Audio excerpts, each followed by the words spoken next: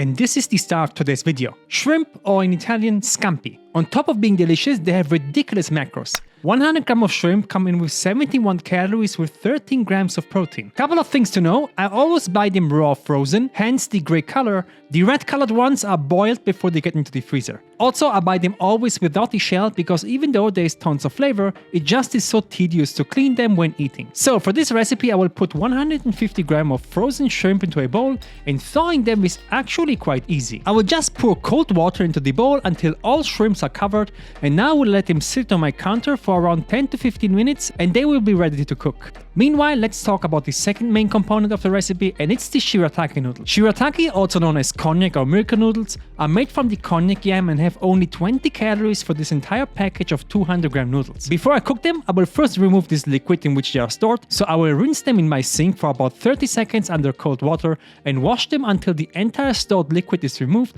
and then I will let them sit here until the very end of the recipe. Next, let's talk about the sauce. I will first start with 150 grams of cherry tomatoes that I have cleaned, and then I will cut all of them into halves. If you only have a big red tomato, that is completely fine, just cut it into smaller pieces and that's it. Next are 3 cloves of garlic. There is a simple trick to peel them easily. First, give all of them a smash with your knife, and now you can simply remove the skin. I will cut off the stems and chop them up into very small pieces.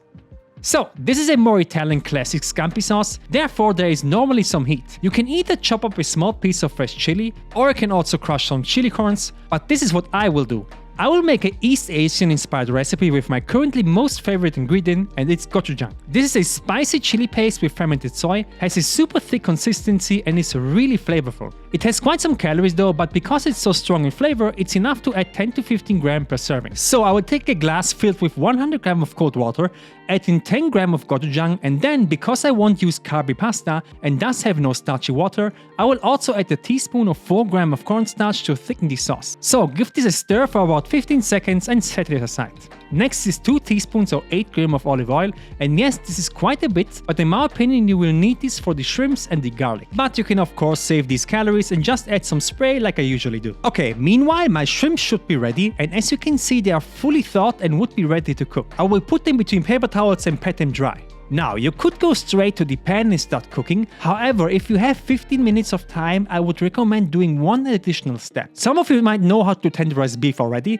Guess what? The exact same process works with shrimp as well. So I will first add around a half a teaspoon of salt into the bowl, and then the special ingredient, and it's baking soda. You will only need a little bit of it, maybe a quarter teaspoon. This will create an alkaline environment and will make the shrimps juicier. 15 minutes are enough to get results, but you could also let them marinate for about an hour.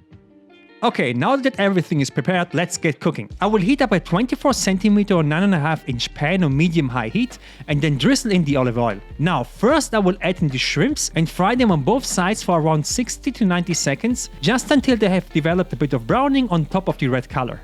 As soon as you are happy with the browning, about 3 minutes later, remove them from the pan, add in 1 second of oil and add in the garlic, and if you use the chili, they would go in now as well. Mix this for around 20 seconds and then add in the tomatoes. Also, I will add in my prepared water with gochujang and starch, combine everything, close the lid and let this simmer now on medium heat for about 3 to 4 minutes. If the consistency is too thick, you can add a splash of water. After 3 to 4 minutes, remove the lid, add a touch of salt, some ground black pepper and let it simmer again for another 2 to 3 minutes, just until the liquid is reduced and has become creamy.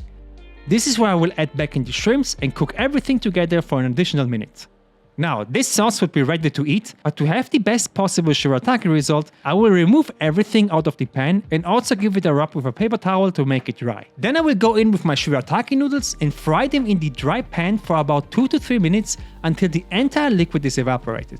They will now get a slightly crispy exterior. This is in my opinion the best way to make these noodles. Once the liquid is gone and you don't hear a lot of sizzle anymore, add in back the scampi sauce and give everything a last stir. I also like to add in a bit of fresh greens like basil or parsley, and there you go. This entire pan of noodles come in with 272 calories, 16 grams of carbs, 10 grams of fat and 22 grams of protein, and that's even with such a high amount of oil. I love shirataki, and this scampi sauce in combination with the gochujang is just outstanding. In the comment section are links like Patreon and Amazon if you would like to support this channel. Click on this video to see how you can make a shirataki noodle dish with peanut butter and chicken, and see you there.